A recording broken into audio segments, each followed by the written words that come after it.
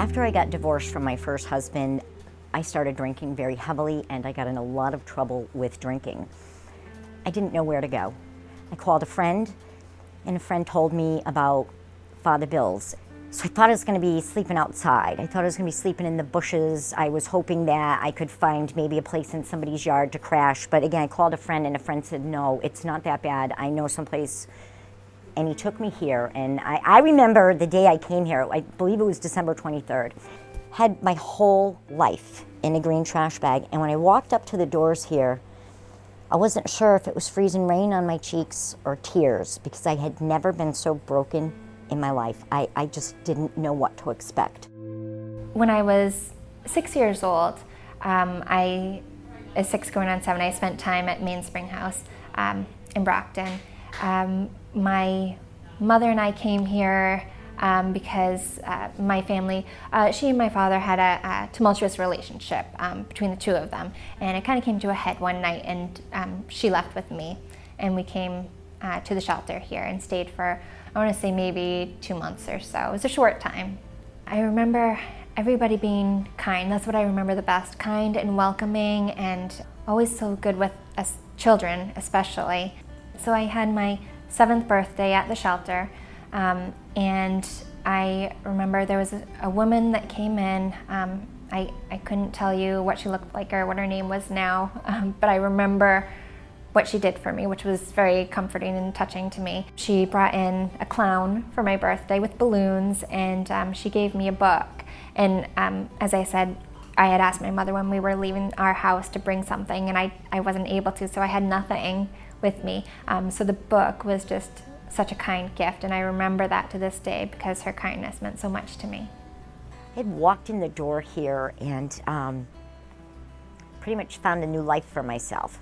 My sobriety remained intact. I was treated decent, was allowed to get a job.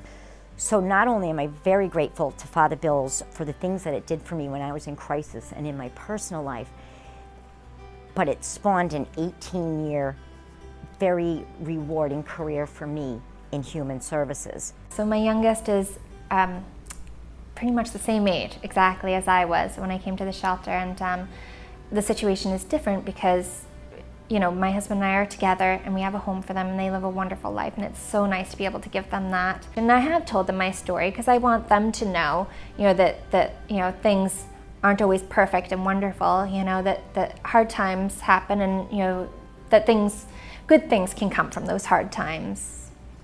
This is my first visit to Father Bill's in many, many years. And I remember storing my belongings here, and I remember being so grateful to have a place to hang my head every night, being so grateful to have a place to store my belongings.